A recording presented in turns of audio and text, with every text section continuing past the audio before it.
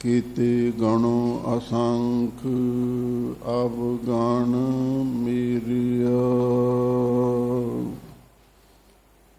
ਅਸੰਖੀ ਅਵਗਣ ਖਤੇ ਫੇਰੇ ਨਿਤ ਪ੍ਰਤ ਸਦ ਭੁਲੀਐ। ਮੋਹ ਮਗਨ ਬਿਕਰਾਲ ਮਾਇਆ ਤਉ ਪ੍ਰਸਾਦੀ ਭੁਲੀਐ। ਲੋਕ ਕਰਤ ਬਿਕਾਰ ਬਿਖੜੇ ਪ੍ਰਭ ਨੇਰੋਂ ਤੇ ਨੇਰਿਆ। ਬਿਨਵੰਤ ਨਾਨਕ ਦਇਆ ਧਾਰੋ ਕਾਢ ਭਵ ਜਲ ਫਿਰਿਆ। ਸਗਲ ਦੁਆਰ ਕੋ ਛਾੜ ਕੇ ਗਹਿਓ ਤੁਹਾਰੋ ਦੁਆਰ। ਮਾਹੇ ਗਹੇ ਕੀ ਲਾਜ ਆਸ ਗੋਬਿੰਦ ਦਾਸ ਤੁਹਾਰ। ਜਿਉਂ ਬੁਲਾਵਹਿ ਤਿਉਂ ਬੋਲਹਿ ਸੁਆਮੀ ਕੁਦਰਤ ਕਾਵਣ ਹਮਾਰੀ।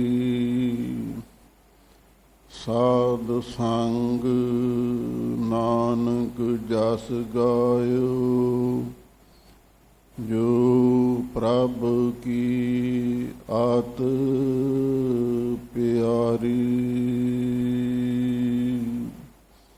ਸਾਧ ਸੰਗ ਨਾਨਕ ਜਸ ਗਾਇਓ ਜੋ ਪ੍ਰਭ ਕੀ ਆਤ ਪਿਆਰੀ। ਸਤਨਾਮ ਸ਼੍ਰੀ ਵਾਹਿਗੁਰੂ ਸਾਹਿਬ ਜੀਓ। ਸ਼ਲੋਕ। ਚਰਨ ਕਮਲ ਬਿਰਹੰ ਖੋਜੰਤ ਬੈਰਾਗੀ ਦਹਿ ਦਿਸੈ। ਤਿਆਗੰਤ ਕਪਟ ਰੂਪ ਮਾਇਆ ਨਾਨਕ ਆਨੰਦ ਰੂਪ ਸਾਧ ਸੰਗ ਮਹਿ।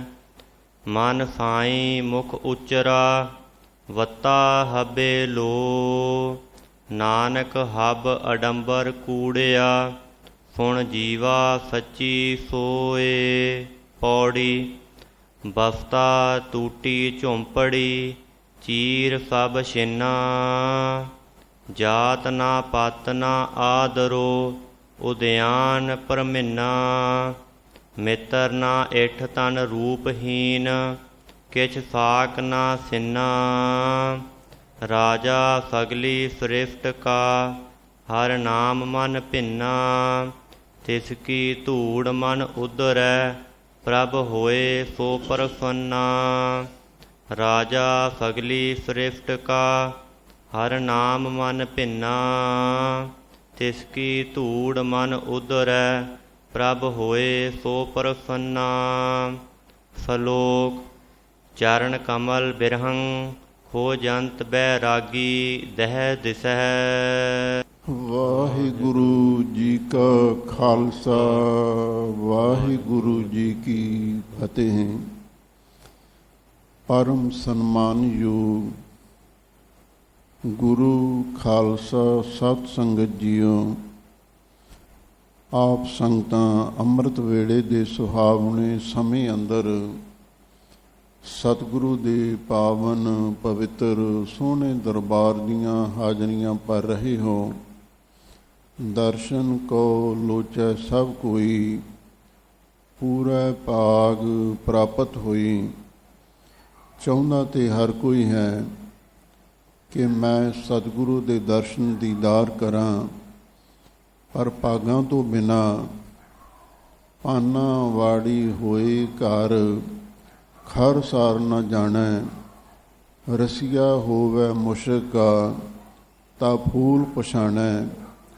ਡੱਡੂ ਭਾਵੇਂ ਸਰੋਵਰ ਦੇ ਜਲ ਵਿੱਚ ਹੀ ਰਹਿੰਦਾ ਹੈ, ਪਰ ਉਹ ਕਮਲ ਦੀ ਸੁਗੰਧੀ ਨਹੀਂ ਲੈ ਸਕਦਾ, ਔਰ ਬਾਹਰੋਂ ਆ ਕੇ ਵੀ ਫੁੱਲ ਦੀ ਸੁਗੰਧੀ ਦਾ ਰਸ ਮਾਣਦਾ ਹੈ।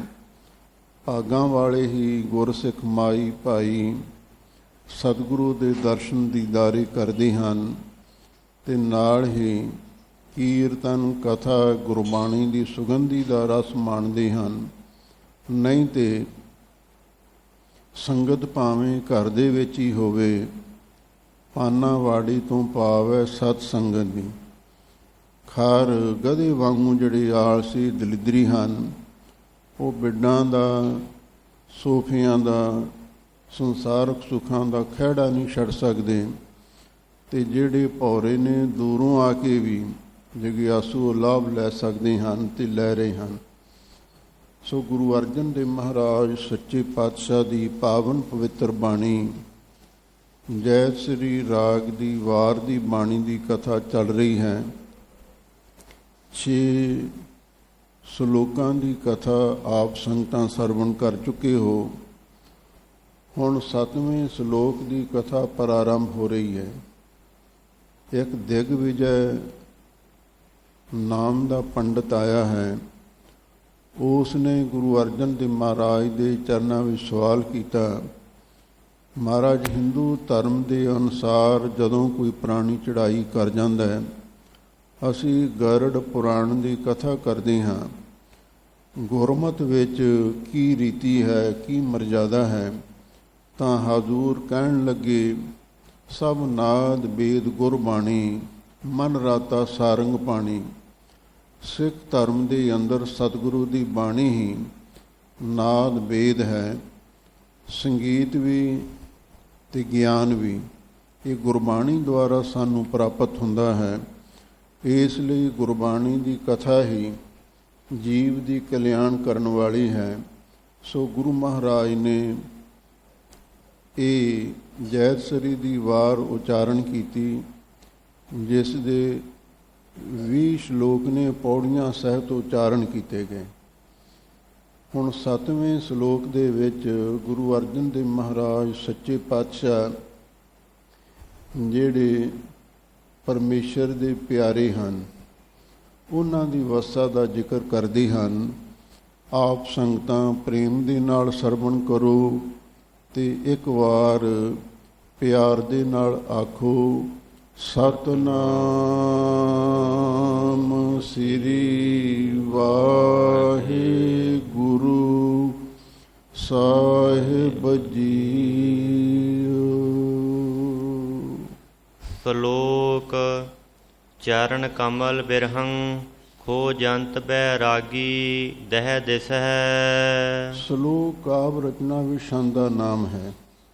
ਗੁਰੂ ਅਰਜਨ ਦੇਵ ਮਹਾਰਾਜ ਸੱਚੇ ਪਾਤਸ਼ਾਹ ਫਰਮਾਉਂਦੇ ਹਨ, ਚਰਨ ਕਮਲ ਬਿਰਹੰ, ਜਿਹੜੇ ਵਾਹਿਗੁਰੂ ਦੇ ਚਰਨਾਂ ਕਮਲਾਂ ਦੇ, ਬਿਰਹੰ ਦਾ ਅਰਥ ਹੈ ਪ੍ਰੇਮੀ। ਜਿਹੜੇ ਵਾਹਿਗੁਰੂ ਦੇ ਚਰਨਾਂ ਕਮਲਾਂ ਦੇ ਭੌਰੇ ਨੇ, ਜਿਹੜੇ ਵਾਹਿਗੁਰੂ ਦੇ ਚਰਨਾਂ ਕਮਲਾਂ ਦੇ ਨਾਲ ਪਿਆਰ ਕਰਨ ਵਾਲੇ ਨੇ, ਖੋਜੰਤ ਬੈਰਾਗੀ ਦਹਿ ਦਿਸੈ, ਉਹ ਵੈਰਾਗੀ ਹੋ ਕੇ, ਵੈਰਾਗਵਾਨ ਹੋ ਕੇ ਦਸੋ ਦਿਸ਼ਾ ਦੇ ਵਿੱਚ ਉਸ ਅਕਾਲ ਪੁਰਖ ਵਾਹਿਗੁਰੂ ਪਰਮੇਸ਼ਰ ਦੀ ਭਾਲ ਕਰਦੇ ਹਨ, ਉਹਦੀ ਤਲਾਸ਼ ਕਰਦੇ ਹਨ ਬਈ ਕਿਸੇ ਪਾਸੇ ਸਾਨੂੰ ਵਾਹਿਗੁਰੂ ਦੀ ਸੋ ਸੁਣਾਈ ਦੇ ਦੇਵੇ, ਕਿਸੇ ਪਾਸਿਓਂ ਉਹਦੇ ਦਰਸ਼ਨਾਂ ਦੀ ਝਲਕ ਪ੍ਰਾਪਤ ਹੋ ਜਾਵੇ। ਜਿਹੜੇ ਵਾਹਿਗੁਰੂ ਦੇ ਚਰਨਾਂ ਕਮਲਾਂ ਦੇ ਭੌਰੇ ਹਨ, ਪ੍ਰੇਮੀ ਜਨ ਹਨ, ਉਹ ਵੈਰਾਗੀ ਹੋ ਕੇ ਦਸੋ ਦਿਸ਼ਾ ਦੇ ਵਿੱਚ ਵਾਹਿਗੁਰੂ ਦੀ ਭਾਲ ਕਰਦੇ ਹਨ। ਜਿਹੜਾ ਬਿਰਹੰ ਸ਼ਬਦ ਹੈ, ਇਹ ਬਿਰਹੇ ਸ਼ਬਦ ਤੋਂ ਬਣਿਆ ਹੋਇਆ ਹੈ।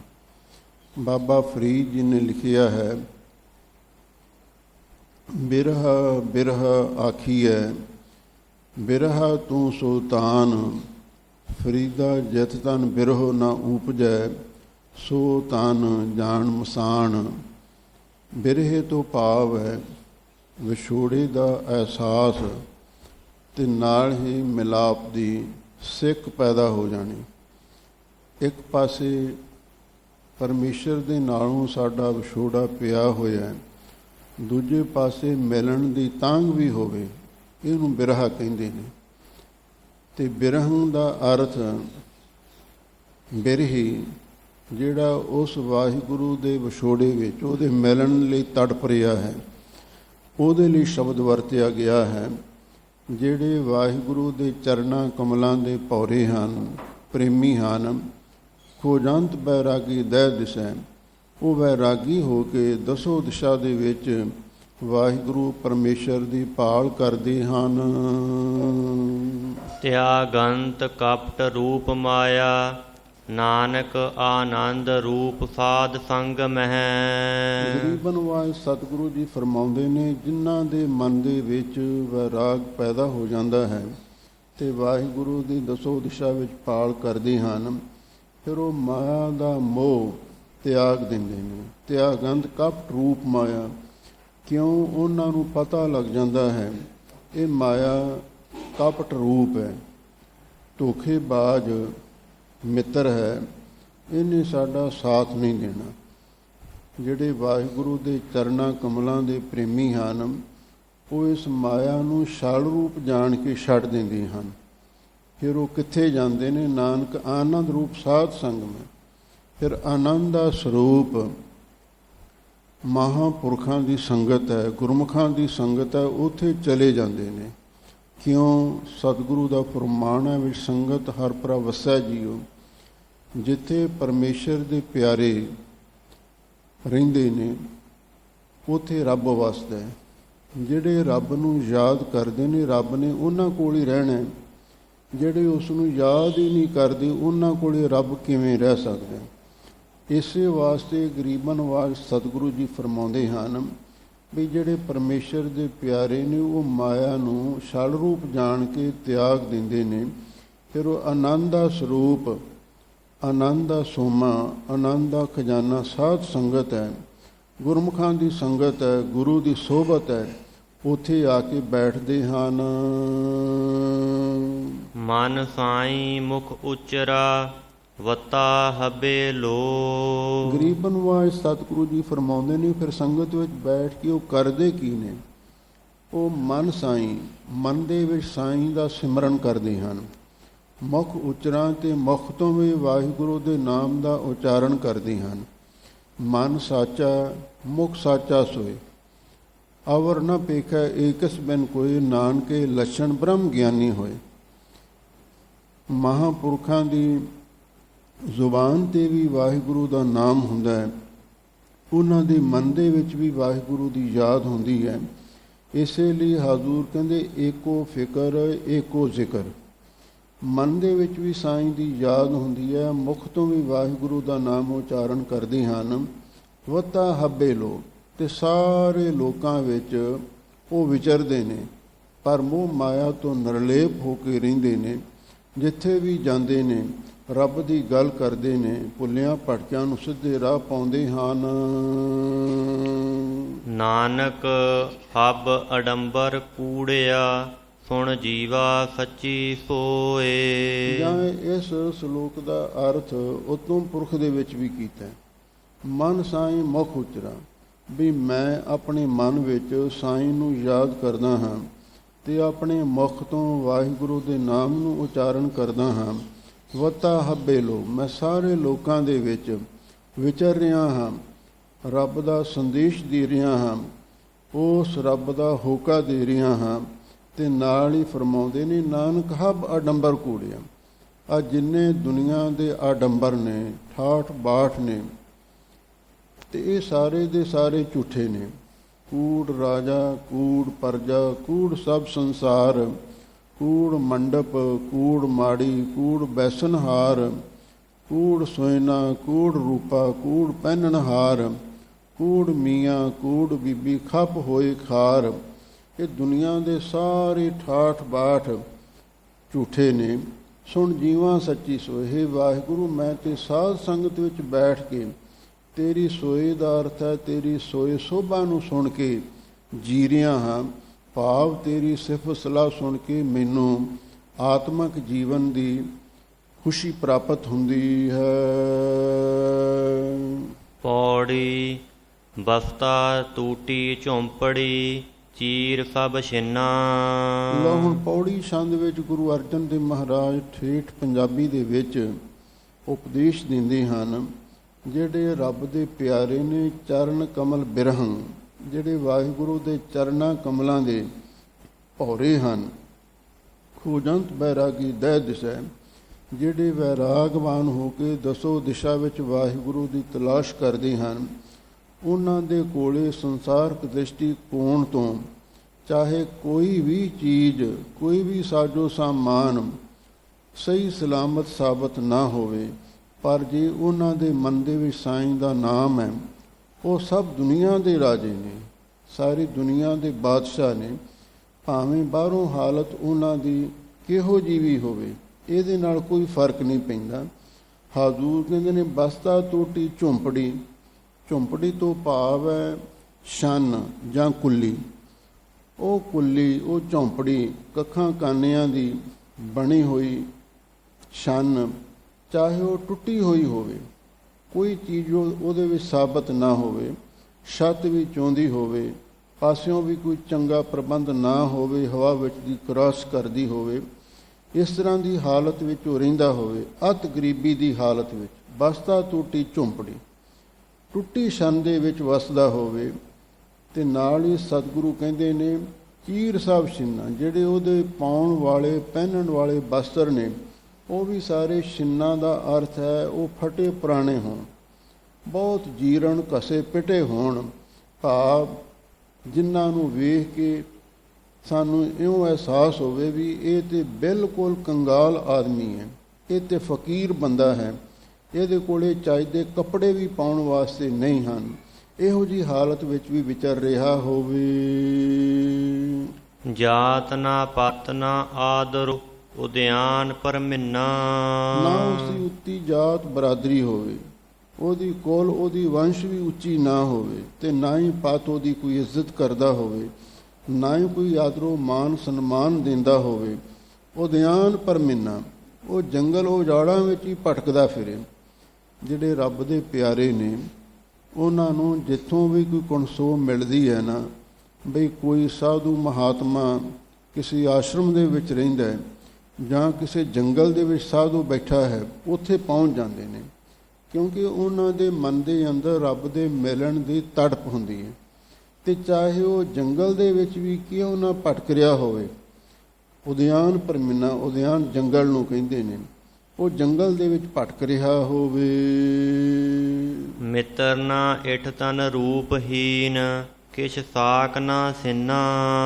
ਕੋਈ ਉਸ ਦਾ ਮਿੱਤਰ ਦੋਸਤ ਵੀ ਨਾਲ ਨਾ ਹੋਵੇ, ਨਾ ਹੀ ਕੋਈ ਇਠ ਪਿਆਰਾ ਹੋਵੇ, ਨਾ ਹੀ ਉਸ ਦੇ ਪਾਸ ਧਨ ਹੋਵੇ, ਤੇ ਨਾ ਹੀ ਉਹਦੇ ਕੋਲੇ ਕੋਈ ਸੁੰਦਰ ਰੂਪ ਹੋਵੇ, ਰੂਪ ਤੋਂ ਵੀ ਹੀਣਾ ਹੋਵੇ। ਕਿਛ ਸਾਕ ਨਾ ਸਿੰਨਾ, ਕੋਈ ਉਸ ਦੇ ਨਾਲ ਸਾਖ ਸੰਬੰਧੀ ਵੀ ਨਾ ਹੋਵੇ। ਸਿੰਨਾ ਦਾ ਅਰਥ ਸਨੇਹੀ, ਕੋਈ ਉਹਦੇ ਨਾਲ ਸਨੇਹ ਕਰਨ ਵਾਲਾ ਵੀ ਨਾ ਹੋਵੇ। ਅਥਵਾ ਸਿੰਨਾ ਦਾ ਅਰਥ ਸੈਣ ਵੀ ਕੀਤਾ। ਸੈਣ ਦਾ ਅਰਥ ਹੁੰਦਾ ਹੈ ਕੋਈ ਸੰਗੀ ਸਾਥੀ ਉਸ ਦੇ ਨਾਲ ਨਾ ਹੋਵੇ। ਰਾਜਾ ਸਗਲੀ ਸ੍ਰਿਸ਼ਟ ਕਾ ਹਰ ਨਾਮ ਮਨ ਭਿੰਨਾ। ਗਰੀਬ ਨਿਵਾਜ ਸਤਿਗੁਰੂ ਜੀ ਫਰਮਾਉਂਦੇ ਨੇ, ਜੇ ਉਸ ਦਾ ਮਨ ਵਾਹਿਗੁਰੂ ਦੇ ਨਾਮ ਦੇ ਰਸ ਵਿੱਚ ਭਿੱਜਿਆ ਹੋਇਆ ਹੈ ਨਾ, ਫਿਰ ਉਹ ਸਾਰੀ ਸ੍ਰਿਸ਼ਟੀ ਦਾ ਰਾਜ ਹੈ, ਕੁੱਲ ਕਾਇਨਾਤ ਦਾ ਉਹ ਬਾਦਸ਼ਾਹ ਹੈ। ਭਾਵੇਂ ਉਹਦੇ ਕੋਲ ਕੱਖ ਵੀ ਨਹੀਂ, ਪਰ ਉਸ ਦਾ ਮਨ ਰੱਜਿਆ ਹੋਇਆ ਹੈ। ਅਸਲੀ ਰਾਜੇ ਦਾ ਅਰਥ ਹੀ ਜਿਹੜਾ ਰੱਜਿਆ ਹੋਵੇ। ਰੱਜੇ ਪੁੱਜੇ ਨੂੰ ਰਾਜਾ ਕਿਹਾ ਜਾਂਦਾ ਹੈ। ਜੇ ਰਾਜਾ ਬਣ ਕੇ ਵੀ ਮਨ ਦੀ ਤ੍ਰਿਸ਼ਨਾ ਦੀ ਭੁੱਖ ਦੂਰ ਨਹੀਂ ਹੋਈ, ਫਿਰ ਉਹ ਰਾਜਾ ਨਹੀਂ, ਭਿਖਾਰੀ ਹੀ ਹੈ, ਉਹ ਤੇ ਕੰਗਾਲ ਹੈ। ਭਰਤਰੀ ਨੇ ਲਿਖਿਆ ਹੈ, ਜਾਂ ਕਿ ਤ੍ਰਿਸ਼ਨਾ ਅਧਿਕ ਹੈ ਵਹੀ ਪਰਮ ਕੰਗਾਲ। ਤੇ ਭਗਤ ਕਬੀਰ ਜੀ ਨਿਰਤਨ ਕਿਸ ਨੂੰ ਕਹਿੰਦੇ ਨੇ? ਕਹੋ ਕਬੀਰ ਨਿਰਤਨ ਹੈ ਸੋਈ, ਜਾਂ ਕਿ ਹਿਰਦੈ ਨਾਮ ਨਾ ਹੋਈ। ਜਿਹਦੇ ਹਿਰਦੇ ਵਿੱਚ ਨਾਮ ਨਹੀਂ, ਲੋਭ ਲਾਲਚ ਤ੍ਰਿਸ਼ਨਾ ਭਰੀ ਹੋਈ ਹੈ। ਤ੍ਰਿਸ਼ਨਾ ਵਿਰਲੇ ਹੈ ਕੀ ਬੁੱਝੀ ਹੈ। ਕੋਟ ਜੋਰੇ ਲਾਖ ਕਰੋਰੇ ਮਨ ਨਾ ਹੋਰੇ, ਪਰੈ ਪਰੈ ਹੀ ਕੋ ਲੁੱਝੀ ਹੈ। ਸਹਿਸ ਕਟੇ ਲੱਖ ਕੋ ਉਠ ਧਾਵੈ, ਤ੍ਰਿਪਤ ਨ ਆਵੈ ਮਾਇਆ ਪਾਛੈ ਪਾਵੈ। ਅਨਕ ਭੋਗ ਵਿਖਿਆ ਕੀ ਕਰੈ, ਨਹਿ ਤ੍ਰਿਪਤ ਆਵੈ ਖਪ ਖਪ ਮਰੈ। ਤੇ ਉਹਨਾਂ ਨੂੰ ਰਾਜੇ ਥੋੜ੍ਹਾ ਕਿਹਾ ਜਾ ਸਕਦਾ ਹੈ। ਜਿਨ੍ਹਾਂ ਦਾ ਮਨ ਰਜਿਆ ਹੁੰਦਾ ਹੈ, ਮਨ ਉਹਨਾਂ ਦਾ ਰਾਜਦਾ ਹੈ ਜਿਨ੍ਹਾਂ ਦੇ ਮਨ ਦੇ ਵਿੱਚ ਵਾਹਿਗੁਰੂ ਦਾ ਨਾਮ ਵਸਿਆ ਹੋਵੇ। ਇਸੇ ਲਈ ਹਜ਼ੂਰ ਕਹਿੰਦੇ ਹਰ ਨਾਮ ਮਨ ਭਿੰਨਾ, ਜਿਹਦਾ ਮਨ ਵਾਹਿਗੁਰੂ ਦੇ ਨਾਮ ਦੇ ਵਿੱਚ ਭਿੱਜ ਗਿਆ ਉਹ ਸਾਰੀ ਸ੍ਰਿਸ਼ਟੀ ਦਾ, ਕੁੱਲ ਕਾਇਨਾਤ ਦਾ ਉਹ ਸੁਲਤਾਨ ਹੈ, ਬਾਦਸ਼ਾਹ ਹੈ। ਤਿਸ ਕੀ ਧੂੜ ਮਨ ਉਧਰੈ, ਪ੍ਰਭ ਹੋਏ ਸੋ ਪ੍ਰਸੰਨਾ। ਗਰੀਬਨ ਵਾਲੇ ਸਤਿਗੁਰੂ ਜੀ ਕਹਿੰਦੇ ਜਿਹੜਾ ਐਸਾ ਰੱਬ ਦਾ ਪਿਆਰਾ ਹੈ, ਜੇ ਉਹਦੇ ਚਰਨਾਂ ਦੀ ਧੂੜ ਵੀ ਸਾਨੂੰ ਮਿਲ ਜਾਵੇ ਤੇ ਫਿਰ ਉਹਦੇ ਨਾਲ ਸਾਡਾ ਪਾਰੋ ਤਾਰਾ ਹੋ ਜਾਂਦਾ ਹੈ, ਸਾਡੇ ਜੀਵਨ ਦਾ ਉਧਾਰ ਹੋ ਜਾਂਦਾ ਹੈ। ਪਰ ਉਸ ਪਿਆਰੇ ਦੇ ਚਰਨਾਂ ਦੀ ਧੂੜ ਹਰ ਇੱਕ ਨੂੰ ਨਸੀਬ ਨਹੀਂ ਹੁੰਦੀ। ਕਿਸ ਨੂੰ ਨਸੀਬ ਹੁੰਦੀ ਹੈ? ਜਿਸ ਹੋਏ ਸੋ ਪ੍ਰਸੰਨਾ, ਜਿਸ ਉਤੇ ਅਕਾਲ ਪੁਰਖ ਵਾਹਿਗੁਰੂ ਸੋ ਭਲੀ ਪ੍ਰਕਾਰ ਪ੍ਰਸੰਨ ਹੋਵੇ, ਜਿਨ੍ਹਾਂ ਤੇ ਵਾਹਿਗੁਰੂ ਪਰਮੇਸ਼ਰ ਚੰਗੀ ਤਰ੍ਹਾਂ ਮਿਹਰਬਾਨ ਹੋ ਜਾਵੇ, ਫਿਰ ਉਹਨਾਂ ਨੂੰ ਰੱਬ ਦੇ ਪਿਆਰਿਆਂ ਦੇ ਦਰਸ਼ਨ ਹੁੰਦੇ ਨੇ ਤੇ ਰੱਬ ਦੇ ਪਿਆਰਿਆਂ ਦੇ ਚਰਨਾਂ ਦੀ ਸ਼ਰਧਾ ਰੂਪੀ ਧੂੜ ਪ੍ਰਾਪਤ ਹੁੰਦੀ ਹੈ ਤੇ ਉਹੀ ਧੂੜ ਜੀਵ ਦਾ ਭਲਾ ਕਰਦੀ, ਉਧਾਰ ਕਰਦੀ ਹੈ। ਸ਼ਲੋਕ ਅਨਕ ਲੀਲਾ ਰਾਜ ਰਸ ਰੂਪੰ, ਛਤਰ ਚਮਰ ਤਖਤ ਆਸਨੰ। ਹੁਣ 8ਵੇਂ ਸ਼ਲੋਕ ਦੇ ਵਿੱਚ ਗੁਰੂ ਅਰਜਨ ਦੇਵ ਮਹਾਰਾਜ ਸੱਚੇ ਪਾਤਸ਼ਾਹ ਸ਼ਾਹੀ ਠਾਠ ਬਾਠ ਦੇ ਬਾਰੇ ਗੱਲ ਕਰਨ ਲੱਗੇ ਨੇ। ਅਨਕ ਲੀਲਾ ਰਾਜ ਰਸ ਰੂਪੰ, ਅਨੇਕਾਂ ਤਰ੍ਹਾਂ ਦੀ ਜਿਹੜੀ ਲੀਲਾ ਹੈ, ਰਾਜੇ ਲੋਕ ਕਈ ਤਰ੍ਹਾਂ ਦੇ ਚੋਜ ਕਰਦੇ ਨੇ, ਇਹਨੂੰ ਲੀਲਾ ਕਿਹਾ ਜਾਂਦਾ ਹੈ। ਤੇ ਰਾਜ ਦੇ ਜਿਹੜੇ ਰਸ ਨੇ, ਰੂਪੰ ਦਾ ਅਰਥ ਹੈ ਸੁੰਦਰਤਾ ਹੈ। ਛਤਰ ਚਮਰ ਤਖਤ ਆਸਨ, ਸਿਰ ਉਤੇ ਛਤਰ ਝੂਲ ਰਹੇ ਨੇ, ਸਿਰ ਉਤੇ ਚੌਰ ਵੀ ਝੁੱਲ ਰਿਹਾ ਹੈ ਤੇ ਤਖਤ ਦੇ ਉੱਤੇ ਆਸਣ ਲਾ ਕੇ ਬੈਠਦਾ ਹੈ।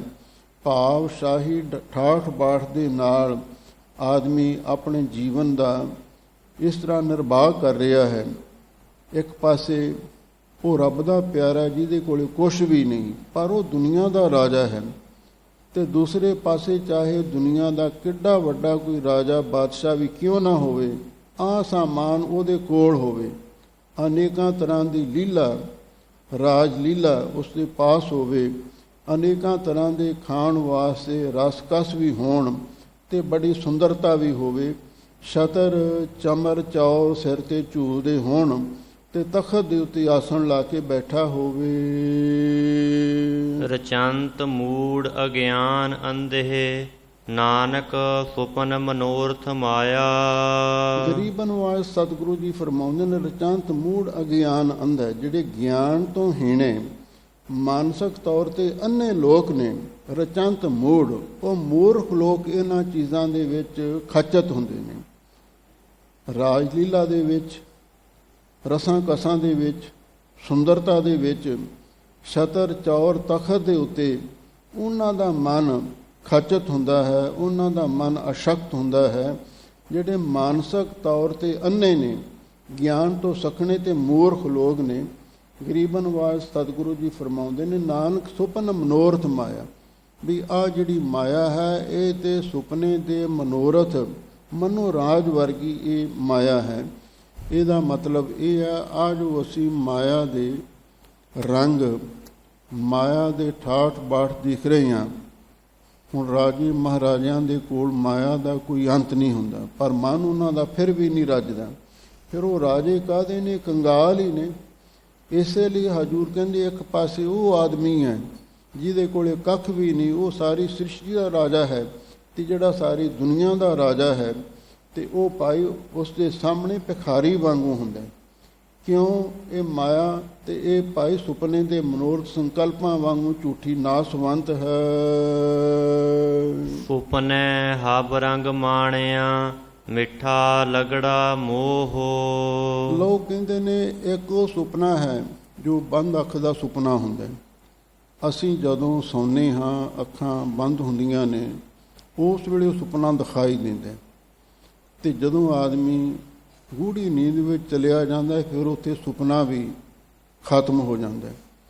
ਜਾਗਰਤ ਅਵਸਥਾ ਦੇ ਵਿੱਚ ਉਹ ਸੁਪਨਾ ਨਹੀਂ ਹੁੰਦਾ। ਜਾਗਰਤ, ਸੁਪਨ, ਸੁਖੋਪਤ 3 ਅਵਸਥਾ ਹੁੰਦੀਆਂ ਨੇ, ਤੇ ਜਦੋਂ ਅਸੀਂ ਸੁਪਨਾ ਅਵਸਥਾ ਵਿੱਚ ਜਾਂਦੇ ਉਸ ਵੇਲੇ ਸੁਪਨਾ ਦਿਖਾਈ ਦਿੰਦੇ।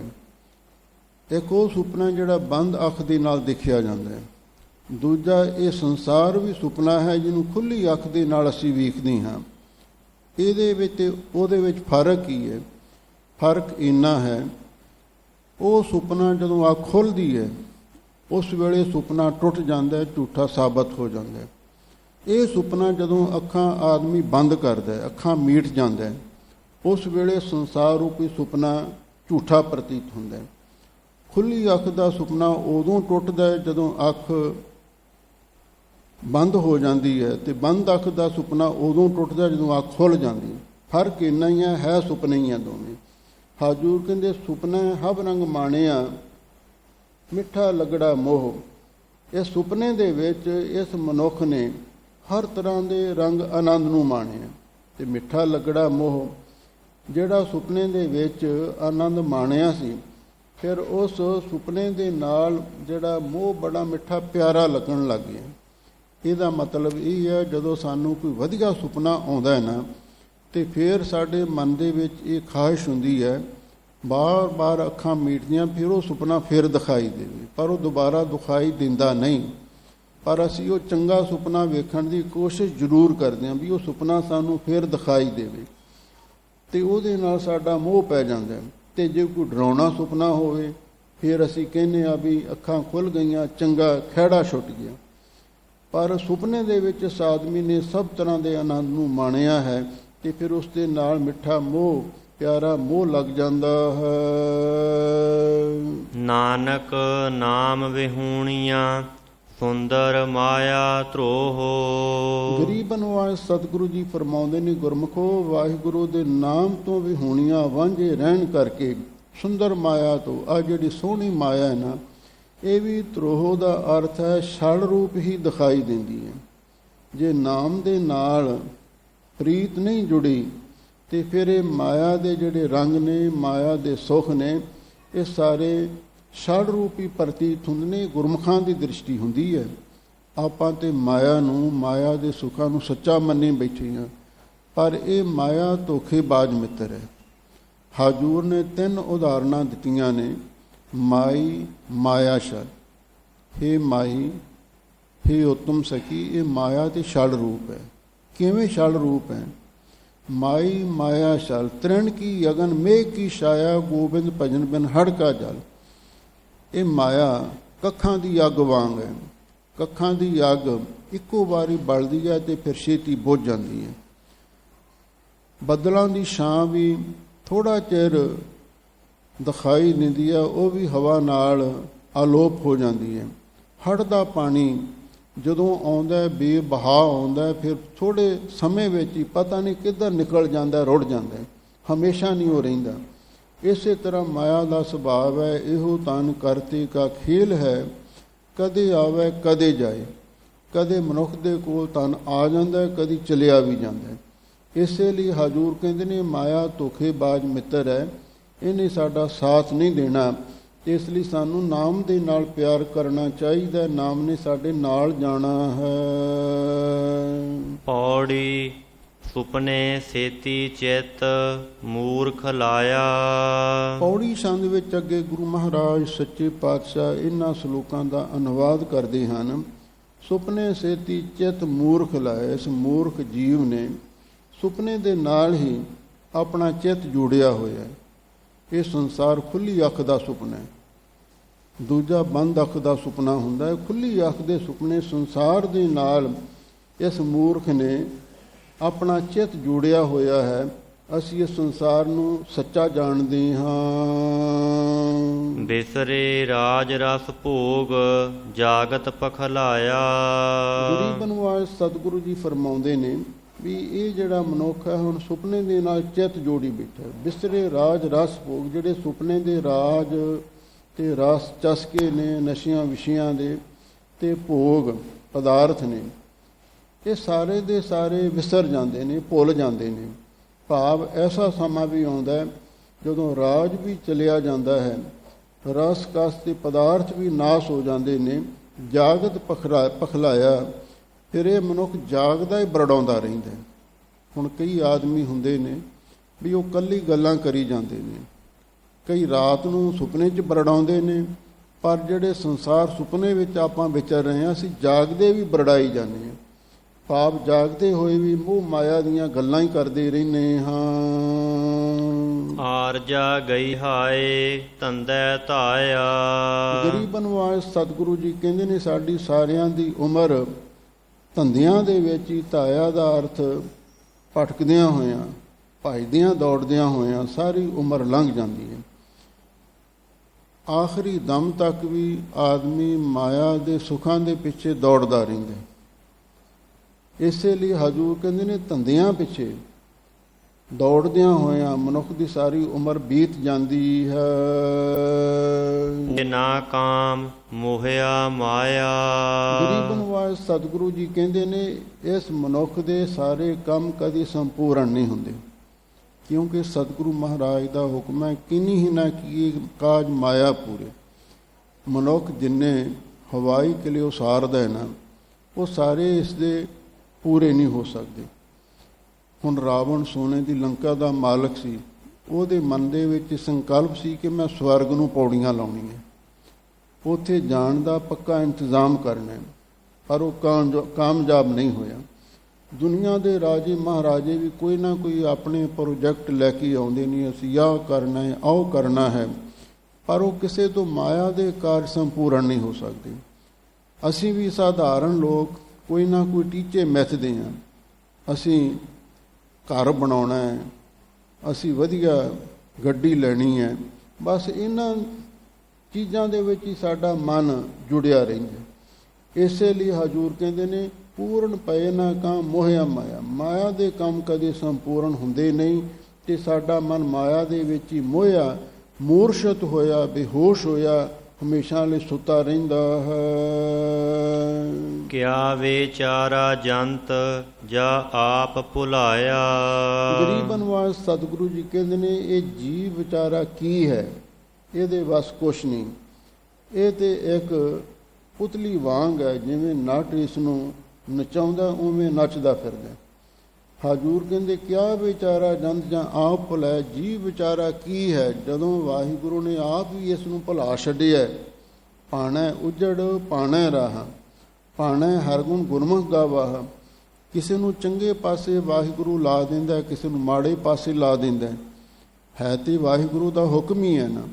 ਤੇ ਕਈ ਲੋਕ ਇਹਦੇ ਉੱਤੇ ਇੱਕ ਸਵਾਲ ਵੀ ਕਰਦੇ ਨੇ, ਕਹਿੰਦੇ ਜੇ ਸਭ ਕੁਝ ਵਾਹਿਗੁਰੂ ਪਰਮੇਸ਼ਰੀ ਆਪ ਕਰਦਾ ਕਰਾਉਂਦਾ ਹੈ, ਕਰੇ ਕਰਾਏ ਆਪੇ ਆਪ, ਫਿਰ ਸਾਡੇ ਸਿਰ ਦੇ ਉੱਤੇ ਤਾਂ ਕੋਈ ਜ਼ਿੰਮੇਵਾਰੀ ਰਹਿ ਨਹੀਂ ਜਾਂਦੀ।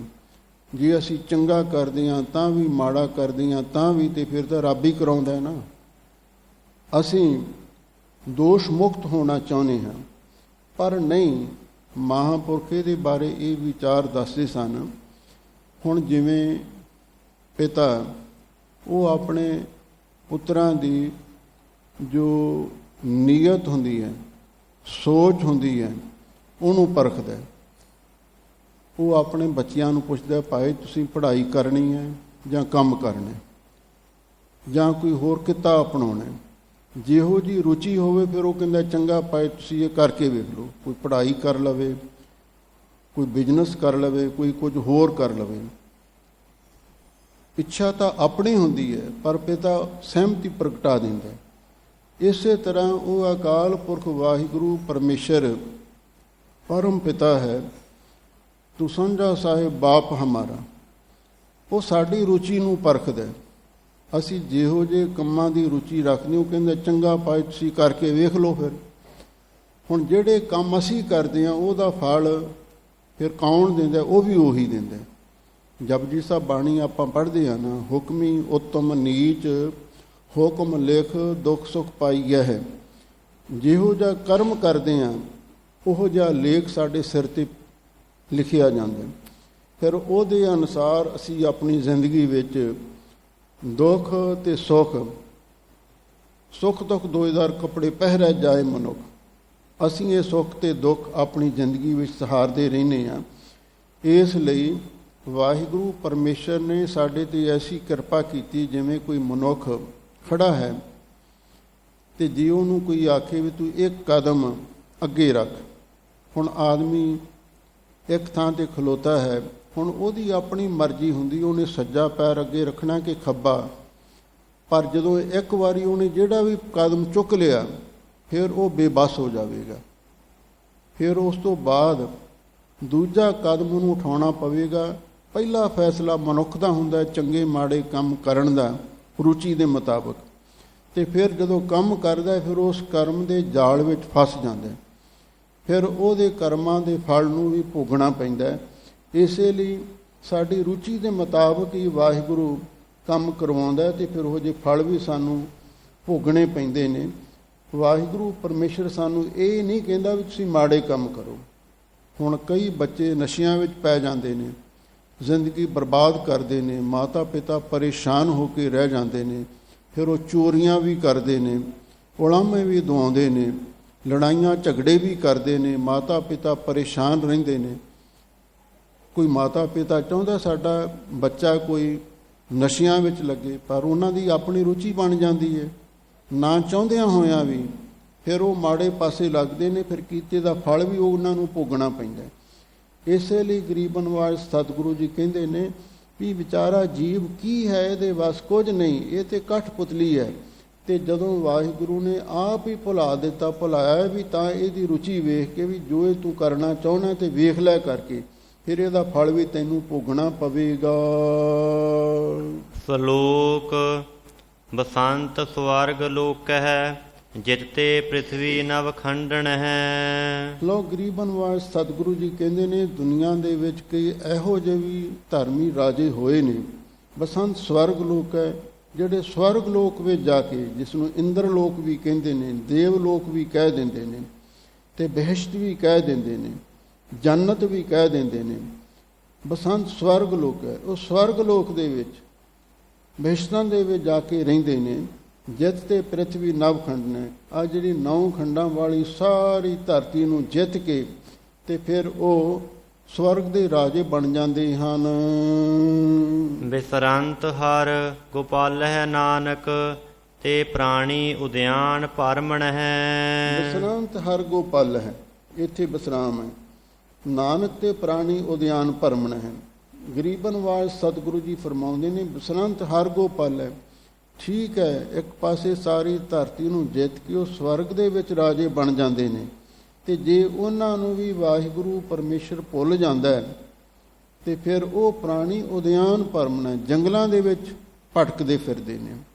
ਪਤਾ ਨਹੀਂ ਕਿਹੜੀ ਜੂਨ ਉਹਨਾਂ ਨੂੰ ਭੋਗਣੀ ਪੈਂਦੀ। ਇੱਕ ਨੌਖ ਰਾਜਾ ਹੋਇਆ ਤੇ ਉਹਨੇ 100 ਅਸੁਮੇਧ ਜਗ ਕੀਤਾ, ਸਵਰਗ ਦਾ ਰਾਜਾ ਬਣ ਗਿਆ। ਤੇ ਜਿਹੜੀ ਇੰਦਰ ਦੀ ਪਟਾਣੀ ਸੱਚੀ ਸੀ, ਕਹਿੰਦਾ ਛੇਤੀ ਮੈਨੂੰ ਉਹਦੇ ਪਾਸ ਲੈ ਕੇ ਜਾਓ। ਤੇ ਉਹਨੇ ਸ਼ਰਤ ਲਾ ਦਿੱਤੀ ਵੀ ਰਿਸ਼ੀਆਂ ਦੀ ਪਾਲਕੀ ਤੇ ਬੈਠ ਕੇ ਮੇਰੇ ਪਾਸ ਆ ਸਕਦਾ। ਹੁਣ ਜੇ ਰਿਸ਼ੀ ਰੱਬ ਦੀ ਭਗਤੀ ਕਰਨ ਵਾਲੇ ਲੋਕ ਸਨ, ਉਹਨਾਂ ਨੂੰ ਆਖਿਆ ਮੇਰੀ ਪਾਲਕੀ ਚੱਕੋ। ਭਰਤ ਰਿਸ਼ੀ ਉਹਦੀ ਇੱਕ ਲੱਤ ਛੋਟੀ ਸੀ, ਲੰਗੜਾ ਕੇ ਤੁਰਦਾ ਸੀ। ਜਦੋਂ ਉਹਨੂੰ ਕਿਹਾ ਪਾਲਕੀ ਚੁੱਕ ਮੋਢਾ ਲਾ, ਤੇ ਉਹ ਟੇਢਾ ਮੇਢਾ ਜਾ ਤੁਰੇ। ਹੁਣ ਇਹ ਨੌਖ ਰਾਜਾ ਕਹਿਣ ਲੱਗਾ ਸਰਪ ਸਰਪ। ਸੰਸਕ੍ਰਿਤ ਵਿੱਚ ਸਰਪ ਦਾ ਅਰਥ ਹੁੰਦਾ ਵੀ ਛੇਤੀ ਚੱਲੋ, ਛੇਤੀ ਚੱਲੋ। ਇਹਨੂੰ ਵਿਸ਼ਿਆਂ ਦੀ ਅੱਗ ਸਾੜ ਰਹੀ ਸੀ। ਤੇ ਜਦੋਂ ਇਹਨੇ ਸਰਪ ਸਰਪ ਕਿਹਾ ਤੇ ਹੁਣ ਰਿਸ਼ੀ ਕਮਾਈ ਵਾਲੇ ਸਨ, ਭਗਤੀ ਵਾਲੇ ਸਨ, ਤੇ ਉਹਨਾਂ ਨੇ ਕਹਿ ਦਿੱਤਾ ਸੱਪ ਤੂੰ ਬਣੇ ਜਿਹੜਾ ਹੰਕਾਰੀ ਆਦਮੀ ਹੈ, ਜਿਹਨੇ ਰਿਸ਼ੀਆਂ ਦੀ ਰੱਬ ਦੀ ਭਗਤੀ ਕਰਨ ਵਾਲਿਆਂ ਦੀ ਵੀ ਪਰਵਾਹ ਨਹੀਂ ਕੀਤੀ। ਉਹਨਾਂ ਨੂੰ ਪਾਲਕੀ ਚੱਕਣ ਲਈ ਆਖ ਦਿੱਤਾ ਤੂੰ ਸੱਪ ਬਣ। ਬਸ ਉੱਥੋਂ ਸ਼ਰਾਪ ਮਿਲਿਆ, ਉਹਨੂੰ ਸੱਪ ਦੀ ਜੂਨ ਮਿਲ ਗਈ। ਕਿੱਥੇ ਸਵਰਗ ਦਾ ਰਾਜਾ ਬਣਨਾ ਸੀ ਤੇ ਕਿੱਥੇ ਉਹ ਸੱਪ ਬਣ ਕੇ ਉਜਾੜ ਦੇ ਵਿੱਚ ਭਟਕਣ ਲੱਗਾ। ਜੁਜਾਤੀ ਰਾਜਾ ਹੋਇਆ, ਉਹਨੇ ਵੀ ਤੀਰ ਤੀਰ ਤੇ ਜਗ ਕੀਤੇ ਸਨ, ਤੇ ਆਖਰ ਉਹਨੂੰ ਵੀ ਇਸੇ ਤਰ੍ਹਾਂ ਧਰਤੀ ਉੱਤੇ ਰਿੰਗਣਾ ਪਿਆ। ਕੌਤਕ ਕੋੜ ਤਮਾਸਿਆ, ਚੇਤਨਾ ਆਵਸ ਨਾਓ। ਗਰੀਬ ਨਿਵਾਜ ਸਤਿਗੁਰੂ ਜੀ ਕਹਿੰਦੇ ਨੇ ਜਿਹੜੇ ਕਰੋੜਾਂ ਤਰ੍ਹਾਂ ਦੇ ਕੌਤਕ ਚੋਜ ਨੇ ਤੇ ਕਰੋੜਾਂ ਤਰ੍ਹਾਂ ਦੇ ਰੰਗ ਤਮਾਸ਼ੇ ਨੇ, ਜਦੋਂ ਆਦਮੀ ਇਹਨਾਂ ਵਿੱਚ ਲੱਗ ਜਾਂਦਾ ਹੈ ਨਾ, ਚੇਤਨਾ ਆਵਸ ਨਾਓ, ਫਿਰ ਵਾਹਿਗੁਰੂ ਪਰਮੇਸ਼ਰ ਦਾ ਨਾਮ ਨਹੀਂ ਚੇਤੇ ਆਉਂਦਾ। ਹੁਣ ਤੁਸੀਂ ਵੇਖਦੇ ਹੋ ਸਾਰੇ ਘਰਾਂ ਦੇ ਵਿੱਚ ਟੈਲੀਵਿਜ਼ਨ ਨੇ, ਸਾਰਿਆਂ ਦੇ ਹੱਥਾਂ ਵਿੱਚ ਮੋਬਾਈਲ ਹੁੰਦੇ ਨੇ, ਪਰ ਜਦੋਂ ਕੋਈ ਨਾ ਕੋਈ ਸੀਰੀਅਲ, ਕੋਈ ਮੂਵੀ ਸਾਡੇ ਮਨੋਰੰਜਨ ਵਾਸਤੇ ਕੋਈ ਦੇਖਣ ਨੂੰ ਮਿਲ ਜਾਂਦੀ ਹੈ, ਉਹਨੂੰ ਦੇਖਣ ਦੇ ਵਿੱਚ ਸਾਡਾ ਮਨ ਇੰਨਾ ਮਸਤ ਹੋ ਜਾਂਦਾ ਹੈ, ਖਚਿਤ ਹੋ ਜਾਂਦਾ ਹੈ ਕਿ ਸਾਨੂੰ ਨਾਮ ਵੀ ਭੁੱਲ ਜਾਂਦਾ, ਨਿਤਨੇਮ ਵੀ ਭੁੱਲ ਜਾਂਦਾ। ਇਸੇ ਲਈ ਹਜ਼ੂਰ ਕਹਿੰਦੇ ਆ ਜਿਹੜੇ ਮਾਇਆ ਦੇ ਕੌਤਕ ਨੇ, ਮਾਇਆ ਦੇ ਤਮਾਸ਼ੇ ਨੇ, ਇਹਨਾਂ ਵਿੱਚ ਲਾ ਕੇ ਮਨੁੱਖ ਨੂੰ ਵਾਹਿਗੁਰੂ ਦਾ ਨਾਮ ਭੁੱਲ ਜਾਂਦਾ ਹੈ, ਨਾਮ ਨਹੀਂ ਚੇਤੇ ਆਉਂਦਾ।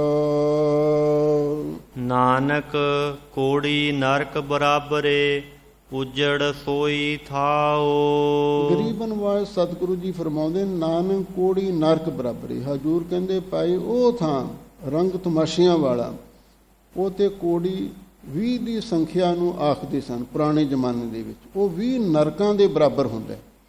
ਉਜੜ ਸੋਈ ਥਾਂ, ਤੇ ਉਹ ਥਾਂ ਭਗਤਾਂ ਨੂੰ, ਰੱਬ ਦੇ ਪਿਆਰਿਆਂ ਨੂੰ ਉਜਾੜ ਵਾਂਗੂ ਪ੍ਰਤੀਤ ਹੁੰਦਾ। ਇੱਕ ਵਾਰੀ ਕਾਂਸ਼ੀ ਦੇ ਵਿੱਚ ਮੇਲਾ ਲੱਗਿਆ ਤੇ ਸਵਾਮੀ ਰਾਮਾਨੰਦ ਜੀ ਨੇ ਆਪਣੇ ਚੇਲਿਆਂ ਨੂੰ ਆਖਿਆ, ਭਾਈ ਜੇ ਤੁਸੀਂ ਮੇਲਾ ਵੇਖਣ ਦਾ ਸ਼ੌਕ ਰੱਖਦੇ ਹੋ ਤੇ ਤੁਸੀਂ ਜਾ ਕੇ ਮੇਲਾ ਵੇਖ ਹੀ ਆਓ। ਹੁਣ ਕਈਆਂ ਦੇ ਮਨ ਚੰਚਲ ਹੁੰਦੇ ਨੇ, ਬੜੀ ਖੁਸ਼ੀ ਨਾਲ ਮੇਲਾ ਦੇਖਣ ਗਏ। ਭਗਤ ਕਬੀਰ ਜੀ ਵੈਰਾਗੀ ਸਨ, ਰੱਬ ਦੇ ਪਿਆਰੇ ਸਨ, ਉਹਨਾਂ ਨੂੰ ਵੀ ਆਖਿਆ ਤੁਸੀਂ ਵੀ ਜਾਓ, ਉਹ ਵੀ ਚਲੇ ਗਏ। ਜਦੋਂ ਸਾਰੇ ਵਾਪਸ ਮੁੜ ਕੇ ਆਏ, ਰਾਮਾਨੰਦ ਜੀ ਪੁੱਛਣ ਲੱਗੇ, ਭਾਈ ਦੱਸੋ ਕੀ ਮੇਲੇ ਵਿੱਚ ਵੇਖਿਆ? ਕਿਸੇ ਨੇ ਕੁਝ, ਕਿਸੇ ਨੇ ਕੁਝ ਆਖਿਆ। ਤਾਂ ਉਸ ਵੇਲੇ ਭਗਤ ਕਬੀਰ ਜੀ ਨੂੰ ਪੁੱਛਿਆ ਗਿਆ ਵੀ ਤੁਸੀਂ ਕੀ ਵੇਖਿਆ? ਉਹ ਕਹਿੰਦੇ ਨੇ ਮੈਂ ਤੇ ਕੁਝ ਨਹੀਂ ਦੇਖਿਆ, ਮੈਨੂੰ ਤੇ ਸਾਰਾ ਮੇਲਾ ਉਜਾੜ ਵਾਂਗੂ ਪ੍ਰਤੀਤ ਹੋਇਆ ਤੇ ਮੈਨੂੰ ਕੋਈ ਰੱਬ ਦਾ ਪਿਆਰਾ ਮਿਲ ਗਿਆ, ਮੈਂ ਉਹਦੀ ਸੰਗਤ ਕੀਤੀ, ਉਹਦੇ ਨਾਲ ਮੇਰੇ ਮਨ ਨੂੰ ਕੁਝ ਸਕੂਨ ਮਿਲਿਆ, ਕੁਝ ਆਤਮਿਕ ਸ਼ਾਂਤੀ ਮਿਲੀ ਹੈ। ਤੇ ਜੇ ਉਹ ਵੀ ਨਾ ਮਿਲਦਾ ਤੇ ਮੈਂ ਤੇ ਮੇਲੇ ਨੂੰ ਇੱਕ ਭਿਆਨਕ ਉਜਾੜ ਹੀ ਸਮਝਦਾ ਸੀ। ਇਸ ਲਈ ਜਿਨ੍ਹਾਂ ਤੇ ਵਾਹਿਗੁਰੂ ਦੀ ਮਿਹਰ ਹੁੰਦੀ, ਉਹ ਇਹੋ ਜਿਹੇ ਥਾਵਾਂ ਨੂੰ ਉਜਾੜ ਵਾਂਗੂ ਸਮਝਦੇ ਨੇ। ਜਿਹੜਾ ਕੋੜੀ ਸ਼ਬਦ ਹੈ, ਇਹਦੇ ਬਾਰੇ ਕਈ ਵਿਦਵਾਨਾਂ ਨੇ ਕੋੜੀ ਦਾ ਅਰਥ ਹੈ ਕਰੋੜ ਵੀ ਕੀਤਾ। ਨਾਨਕ ਕੋੜੀ ਨਰਕ ਬਰਾਬਰ, ਕਰੋੜਾਂ ਨਰਕਾਂ ਦੇ ਬਰਾਬਰ ਉਹ ਥਾਂ ਨੇ ਜਿੱਥੇ ਇਹੋ ਜਿਹੇ ਰੰਗ ਤਮਾਸ਼ੇ ਹੁੰਦੇ ਨੇ। ਭਾਵ ਜਿਹੜੇ ਲੋਕ ਪੱਬਾਂ ਕਲੱਬਾਂ ਦੇ ਵਿੱਚ ਜਾ ਕੇ ਨੱਚਦੇ ਟੱਪਦੇ, ਸ਼ਰਾਬਾਂ ਕਬਾਬਾਂ ਦੇ ਵਿੱਚ ਝੂਮਦੇ ਨੇ, ਉਹ ਉਜਾੜ ਵਰਗੀ ਥਾਂ ਹੀ ਹੁੰਦੀ ਰੱਬ ਦੇ ਪਿਆਰਿਆਂ ਦੇ ਵਾਸਤੇ। ਤੀਜਾ ਕੋੜੀ ਦਾ ਅਰਥ ਵੀ ਕੋੜੀ ਸ਼ਬਦ ਮੰਨ ਕੇ, ਨਾਨਕ ਕੋੜੀ। ਗੁਰੂ ਮਹਾਰਾਜ ਕਹਿੰਦੇ ਉਹ ਤੇ ਆਦਮੀ ਕੋੜੀ ਹੈ, ਮਾਨਸਿਕ ਤੌਰ ਤੇ ਕੋੜੀ ਹੈ, ਤੇ ਜਿੱਥੇ ਉਹ ਰਹਿੰਦਾ ਉਹ ਥਾਂ ਨਰਕਾਂ ਦੇ ਬਰਾਬਰ ਹੈ। ਉਜੜ ਸੋਈ ਥਾਂ, ਜਿਹੜੀ ਥਾਂ ਤੇ ਉਹ ਰਹਿੰਦਾ ਹੈ ਨਾ, ਉਹ ਥਾਂ ਰੱਬ ਦੇ ਪਿਆਰਿਆਂ ਦੀ ਨਿਗਾਹ ਵਿੱਚ ਉਜਾੜ ਹੁੰਦੀ ਹੈ। ਪੌੜੀ ਮਹਾ ਭਿਆਨ ਉਦਿਆਨ, ਨਗਰ ਕਰ ਮਾਨਿਆ।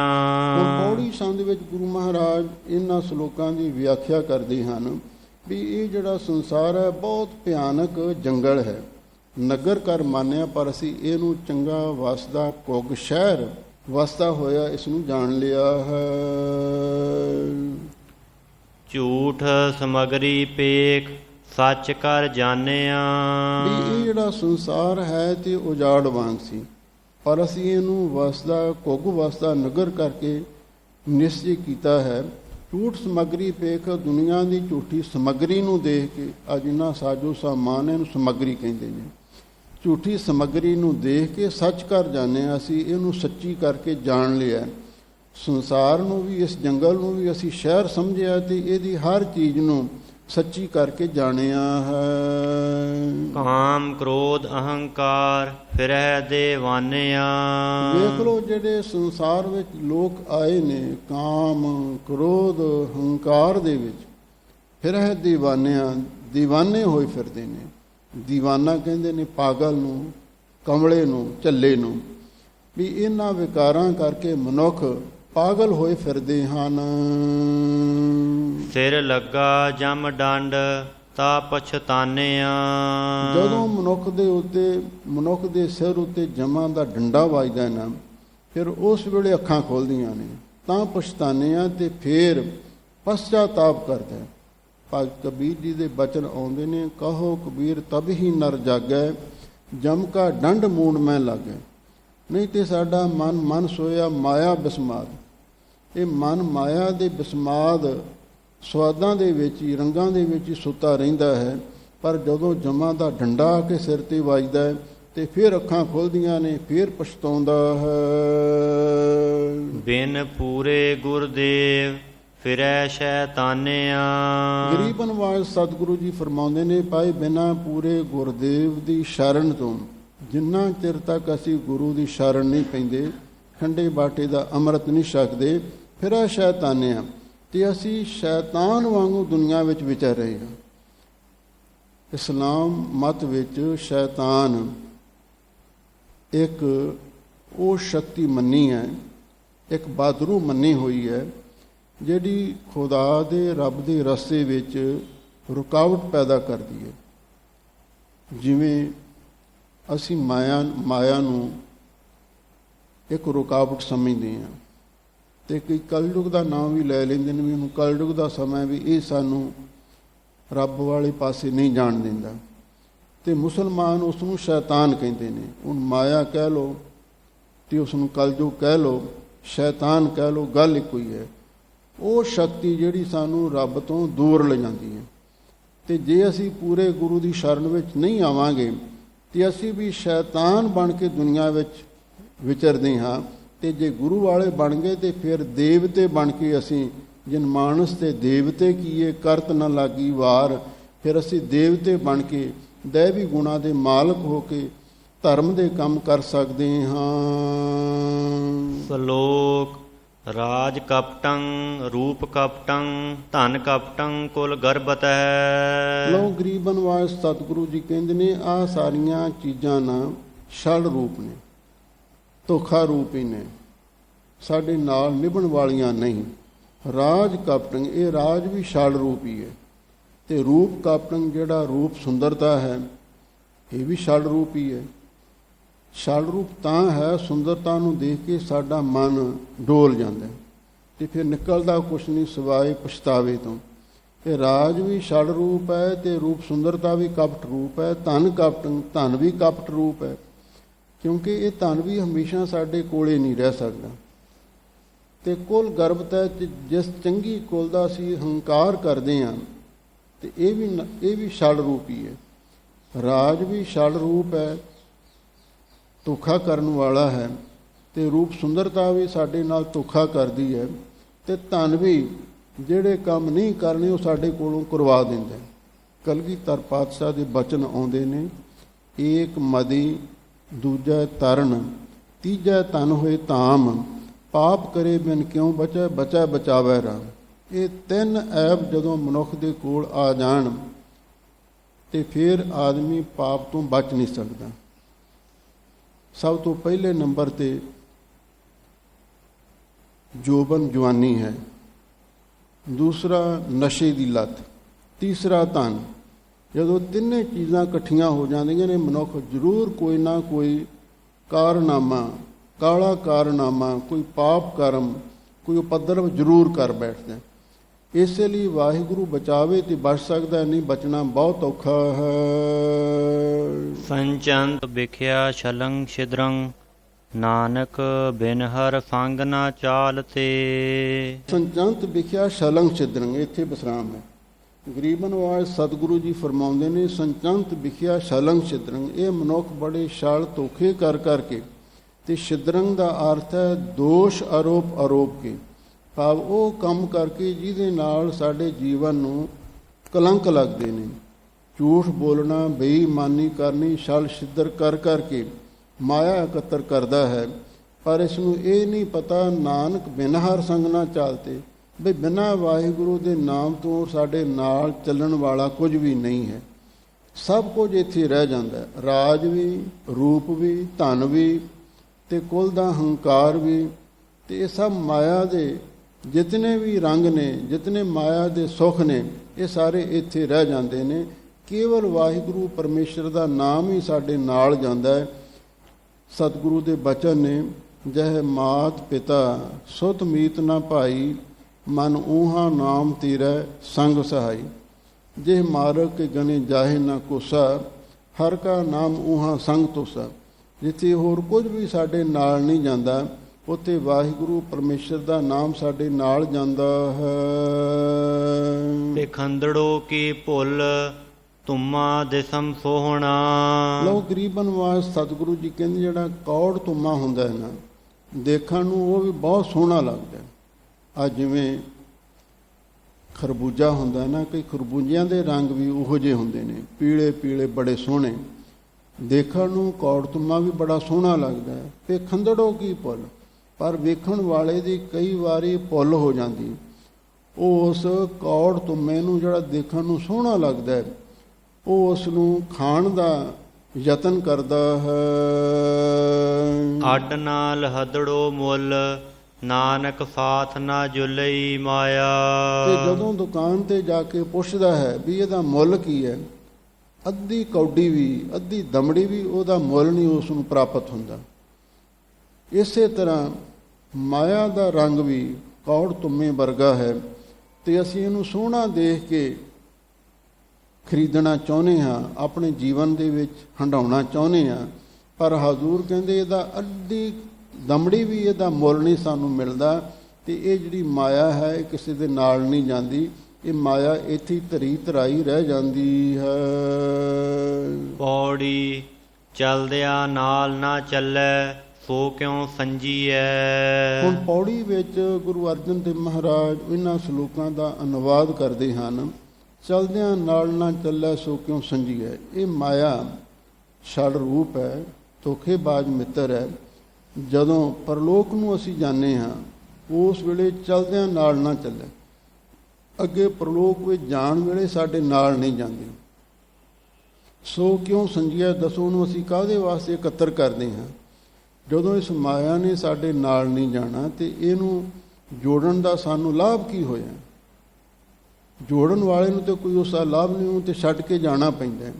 ਹਾਂ, ਪਿਛਲਿਆਂ ਨੂੰ ਉਹਦਾ ਕੁਛ ਨਾ ਕੁਛ ਲਾਭ ਹੋ ਸਕਦਾ ਹੈ। ਗੁਰੂ ਨਾਨਕ ਸਾਹਿਬ ਜੀ ਦੇ ਬਚਨ ਨੇ, ਕਿਛ ਖਾਜੈ ਕਿਛ ਤਰ ਜਾਈਐ, ਜੇ ਬਾਹਰ ਦੁਨੀਆ ਆਈ ਹੈ। ਜੇ ਦੁਨੀਆ ਵਿੱਚ ਮੁੜ ਕੇ ਆਉਣਾ ਹੋਵੇ ਫਿਰ ਤੇ ਚਲੋ ਕੁਛ ਮਾਇਆ ਇਕੱਠੀ ਕਰ ਲਵੋ, ਕੁਛ ਸਾਂਭ ਕੇ ਰੱਖ ਜਾਵੋ। ਜਦੋਂ ਮੁੜ ਕੇ ਦੁਨੀਆ ਵਿੱਚ ਆਉਣਾ ਹੀ ਨਹੀਂ, ਫਿਰ ਇੱਥੇ ਮਾਇਆ ਜੁੜਨ ਦਾ ਲਾਭ ਕਿਸ ਨੂੰ ਹੈ। ਭਾਵ ਜਿਸ ਨੇ ਮਾਇਆ ਜੋੜੀ ਹੁੰਦੀ ਹੈ ਉਹਨੂੰ ਉਸ ਦਾ ਕੋਈ ਲਾਭ ਨਹੀਂ ਪਹੁੰਚ ਸਕਦਾ। ਹੁਣ ਕਾਰੂ ਬਾਦਸ਼ਾਹ ਨੇ 40 ਗੰਜ ਜੋੜੇ ਸਨ, ਤੇ ਗੁਰੂ ਨਾਨਕ ਸਾਹਿਬ ਜੀ ਨੇ ਉਹਨੂੰ ਆਖਿਆ ਸੀ, ਕੀਚਾ ਨੇਕ ਨਾਮੀ ਜੇ ਦੇਵੈ ਖੁਦਾਏ, ਦਮੜਾ ਤਿਸੀ ਕਾ ਜੋ ਖਰਚਾ ਯਾਰ ਖਾਏ। ਇਹ ਮਾਇਆ ਖਰਚਣ ਵਾਸਤੇ, ਵਰਤਣ ਵਾਸਤੇ ਹੈ, ਇਹ ਤੋਂ ਸੁੱਖ ਲਓ। ਤੇ ਮਾਇਆ ਜੋੜਨ ਦਾ ਕੋਈ ਬਹੁਤਾ ਸਾਨੂੰ ਲਾਭ ਨਹੀਂ ਪ੍ਰਾਪਤ ਹੋ ਸਕਦਾ। ਇਸੇ ਲਈ ਹਜ਼ੂਰ ਕਹਿੰਦੇ ਨੇ, ਇਸ ਮਾਇਆ ਨੂੰ ਸੇਵਾ ਚ ਲਾਓ, ਆਪਣੇ ਸੁੱਖ ਲਈ ਲਾਓ, ਫਿਰ ਤੇ ਇਹਦਾ ਕੁਝ ਨਾ ਕੁਝ ਲਾਭ ਹੈ। ਤੇ ਜਿਹੜਾ ਜੋੜਨ ਦਾ, ਜਮ੍ਹਾਂ ਕਰਨ ਦਾ, ਹੁਣ ਕਈ ਇਹੋ ਜਿਹੇ ਕੰਜੂਸ ਮੱਖੀ ਚੂਸ ਲੋਕ ਹੁੰਦੇ ਨੇ, ਉਹ ਆਪ ਤੇ ਕੱਪੜੇ ਵੀ ਚਾਹੀਦੇ ਨਹੀਂ ਪਾਉਂਦੇ, ਆਪਣੇ ਹੱਥੀਂ ਕੁਛ ਚੰਗੀ ਚੀਜ਼ ਨਹੀਂ ਖਰੀਦ ਸਕਦੇ। ਕੁਛ ਸਬਜ਼ੀ ਫਲ ਵੀ ਲੈਣਾ ਤੇ ਸਸਤਾ ਖਰੀਦਣਗੇ, ਪਰ ਇਹ ਮਾਇਆ ਤੋਂ ਕਰਾਉਣਾ ਕੀ ਜੇ ਸੁੱਖ ਨਹੀਂ ਲੈਣਾ। ਇਸੇ ਲਈ ਹਜ਼ੂਰ ਕਹਿੰਦੇ, ਚਲਦਿਆਂ ਨਾਲ ਨਾ ਚੱਲੈ, ਇਹ ਮਾਇਆ ਜਾਣ ਵੇਲੇ ਨਾਲ ਨਹੀਂ ਜਾਂਦੀ ਕਿਸੇ ਦੇ। ਸੋ ਕਿਉਂ ਸੰਜੀਐ, ਦੱਸੋ ਉਹਨੂੰ ਕਾਹਦੇ ਲਈ ਇਕੱਤਰ ਕਰਦੇ ਹਾਂ। ਤਿਸ ਕਾ ਕਹੋ ਕਿਆ ਯਤਨ ਜਿਸ ਤੇ ਵੰਜੀਐ। ਗਰੀਬ ਨਿਵਾਸ ਸਤਿਗੁਰੂ ਜੀ ਕਹਿੰਦੇ, ਦੱਸੋ ਉਸ ਮਾਇਆ ਦਾ ਯਤਨ ਕਿਸ ਵਾਸਤੇ ਕਰਨਾ ਹੈ, ਜਿਸ ਤੇ ਵੰਜੀਐ, ਜਿਸ ਨੂੰ ਛੱਡ ਕੇ ਵੰਜੀਐ, ਅੱਗੇ ਲੰਘ ਵੰਜਣਾ ਹੈ। ਭਾਵ ਜਿਸ ਨੂੰ ਛੱਡ ਕੇ ਅੱਗੇ ਪਰਲੋਕ ਨੂੰ ਚਲੇ ਜਾਣਾ ਹੋਵੇ, ਤੇ ਫਿਰ ਉਸ ਮਾਇਆ ਦੇ ਲਈ ਕਾਹਦੇ ਲਈ ਯਤਨ ਕਰਦੇ ਹਾਂ। ਹਰ ਬਿਸਰਿਐ ਕਿਉਂ ਤ੍ਰਿਪਤਾਵੈ, ਨਾ ਮਨ ਰੰਜੀਐ। ਜੇ ਵਾਹਿਗੁਰੂ ਭੁੱਲ ਜਾਵੇ, ਕਿਉਂ, ਜਦੋਂ ਮਾਇਆ ਵਿੱਚ ਸਾਡਾ ਮਨ ਖਚਿਤ ਹੁੰਦਾ ਤੇ ਰੱਬ ਭੁੱਲ ਜਾਂਦਾ। ਤੇ ਜਦੋਂ ਵਾਹਿਗੁਰੂ ਭੁੱਲ ਜਾਵੇ, ਕਿਉਂ ਤ੍ਰਿਪਤਾਵੈ, ਫਿਰ ਮਾਇਆ ਦੇ ਨਾਲ ਕਿਸੇ ਦਾ ਮਨ ਰੱਜਦਾ ਨਹੀਂ, ਰੱਜ ਸਕਦਾ। ਤੇ ਨਾ ਮਨ ਰੰਜੀਐ, ਤੇ ਨਾ ਹੀ ਮਨ ਕਦੀ ਪ੍ਰਸੰਨ ਹੁੰਦਾ। ਬਹੁਤੀ ਮਾਇਆ ਇਕੱਠੀ ਕਰਕੇ ਨਾ ਤੇ ਕਿਸੇ ਨੂੰ ਤ੍ਰਿਪਤੀ ਹਾਸਲ ਹੁੰਦੀ ਹੈ, ਸੰਤੁਸ਼ਟੀ ਹਾਸਲ ਹੁੰਦੀ ਹੈ, ਤੇ ਨਾ ਹੀ ਕਦੀ ਮਨ ਖੁਸ਼ ਹੁੰਦਾ ਹੈ। ਸਿਰਫ ਮਨ ਨੂੰ ਇੱਕ ਝੂਠਾ ਜਿਹਾ ਦਿਲਾਸਾ ਤੇ ਜ਼ਰੂਰ ਰਹਿੰਦਾ ਹੈ ਵੀ ਮੇਰੇ ਕੋਲ ਇੰਨੀ ਮਾਇਆ, ਪਰ ਉਹ ਮਾਇਆ ਹੋਣ ਕਰਕੇ ਆਦਮੀ ਨੂੰ ਰਾਤ ਨੂੰ ਚੈਨ ਦੀ ਨੀਂਦ ਨਹੀਂ ਆਉਂਦੀ, ਤੇ ਸੁਪਨੇ ਵਿੱਚ ਬਰੜਾਉਂਦਾ ਰਹਿੰਦਾ। ਬਾਬਾ ਲਾਹੌਰਾ ਸਿੰਘ ਜੀ ਮਨਾਵੇਂ ਦੇ ਹੋਏ ਨੇ, ਉਹਨਾਂ ਦੀ ਵਾਰਤਾ ਗਿਆਨੀ ਭਗਵੰਤ ਸਿੰਘ ਜੀ ਚੜੀਆਂ ਵਾਲਿਆਂ ਨੇ ਦੱਸੀ। ਉਹ ਕਹਿੰਦੇ ਅਸੀਂ ਰਾਤ ਨੂੰ ਸੰਥਿਆ ਪੜ੍ਹਦੇ ਸੀ, ਬਾਬਾ ਜੀ ਸਾਜਰੇ ਉੱਠਦੇ ਸੀ, ਉਹ ਪਹਿਲਾਂ ਬਰਾਜ ਗਏ ਤੇ ਅਸੀਂ ਹਾਲੇ ਜਾਗਦੇ ਸੀ। ਬਾਬਾ ਜੀ ਸੁੱਤੇ ਪਏ ਬਰਾਉਣ ਲੱਗ ਪਏ। ਜੋ ਬਰਾਉਣ ਲੱਗੇ ਸਾਨੂੰ ਇਹ ਹੋਇਆ ਵੀ ਇਹਨਾਂ 'ਤੇ ਕੁਛ ਦਬਾਅ ਪੈ ਗਿਆ ਤੇ ਅਸੀਂ ਉਹਨਾਂ ਨੂੰ ਜਗਾ ਦਿੱਤਾ। ਤੇ ਜਦੋਂ ਜਗਾਇਆ ਕੁਝ ਸਮੇਂ ਤੋਂ ਬਾਅਦ ਪੁੱਛਿਆ, ਬਾਬਾ ਜੀ ਕੀ ਗੱਲ ਹੋ ਗਈ ਸੀ? ਕਹਿੰਦੇ ਕੁਛ ਨਹੀਂ। ਗਿਆਨੀ ਭਗਵੰਤ ਸਿੰਘ ਚੜੀਆਂ ਵਾਲੇ ਕਹਿਣ ਲੱਗੇ, ਵਿਦਿਆਰਥੀ ਸਨ, ਬਾਬਾ ਜੀ ਕੋਈ ਨਾ ਕੋਈ ਗੱਲ ਤਾਂ ਜ਼ਰੂਰ ਹੋਈ ਆ, ਦੱਸੋ। ਕਹਿੰਦੇ ਭਚੰਗੀਆ ਹੁਣ ਤੈਨੂੰ ਇਕੱਲੇ ਨੂੰ ਦੱਸੂਗਾ, ਸਾਰਿਆਂ ਦੇ ਸਾਹਮਣੇ ਨਹੀਂ ਦੱਸਣੀ। ਫਿਰ ਉਹਨਾਂ ਇਕੱਲਿਆਂ ਨੇ ਪੁੱਛ ਲਿਆ। ਕਹਿੰਦੇ ਰਾਤ ਮੈਨੂੰ ਸੁਪਨਾ ਆਇਆ, ਮੈਂ ਪਿੰਡੋਂ ਠੇਕੇ ਦੀ ਮਾਇਆ ਲੈ ਕੇ ਆਇਆ ਸੀ। ਮੈਂ ਉਹਨੂੰ ਆਪਣੇ ਚੋਲੇ ਦੇ ਹੇਠਾਂ ਇੱਕ ਉਹ ਝੱਗੀ ਬਣਾਈ ਸੀ, ਉਹਦੀ ਅੰਦਰਲੀ ਜੇਬ ਦੇ ਵਿੱਚ ਉਹਨੂੰ ਸੰਭਾਲ ਕੇ ਰੱਖਿਆ ਹੋਇਆ ਸੀ, ਮੈਂ ਕਿਸੇ ਨੂੰ ਦੱਸਿਆ ਨਹੀਂ ਸੀ। ਉਹ ਮਾਇਆ ਮੈਂ ਲੈ ਕੇ ਰਾਤ ਨੂੰ ਸੌਂ ਗਿਆ ਤੇ ਸੁਪਨੇ ਦੇ ਵਿੱਚ ਮੈਨੂੰ ਚੋਰ ਟੱਕਰ ਗਏ। ਉਹ ਚੋਰ ਮੈਨੂੰ ਲੁੱਟਣ ਲੱਗੇ, ਮਾਇਆ ਖੋਹਣ ਲੱਗੇ ਤੇ ਫਿਰ ਮੈਂ ਰੌਲਾ ਪਾ ਦਿੱਤਾ ਤੇ ਮੈਂ ਬਰਨਾਉਣ ਲੱਗਿਆ, ਮੈਨੂੰ ਬਚਾ ਲਓ, ਮੈਨੂੰ ਬਚਾ ਲਓ, ਮੈਨੂੰ ਲੁੱਟ ਲਿਆ, ਮੈਨੂੰ ਮਾਰ ਲਿਆ। ਜਦੋਂ ਮੈਂ ਰੌਲਾ ਪਾਇਆ ਤੇ ਤੁਸੀਂ ਮੈਨੂੰ ਜਗਾ ਦਿੱਤਾ। ਭਚੰਗਿਆ ਜੇ ਤੂੰ ਨਾ ਜਗਾਉਂਦਾ ਨਾ ਤੇ ਚੋਰਾਂ ਨੇ ਮਾਇਆ ਲੁੱਟ ਲੈਣੀ ਸੀ। ਇਹ ਹਾਲਤ ਹੁੰਦੀ ਹੈ ਜਿਹੜੇ ਸੂਮ ਆਦਮੀ ਹੁੰਦੇ ਨੇ।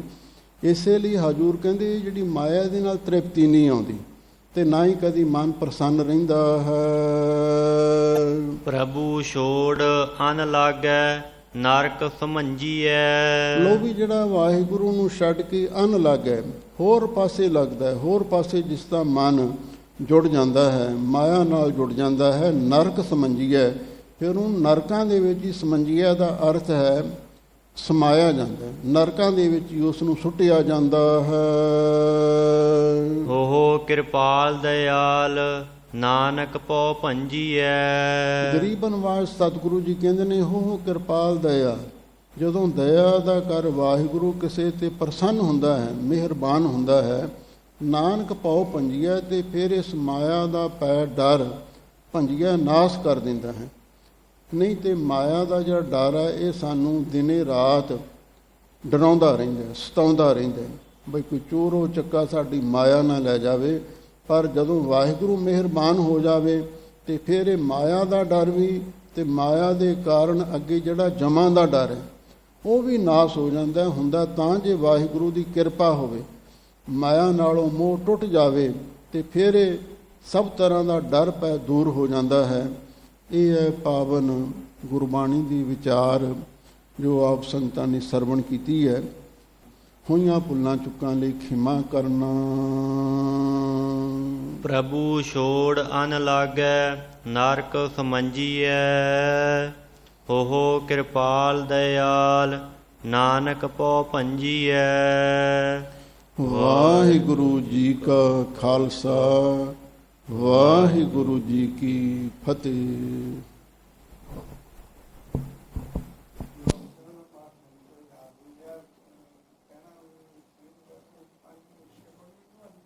ਆਹੋ ਪੜਾ ਦੋ।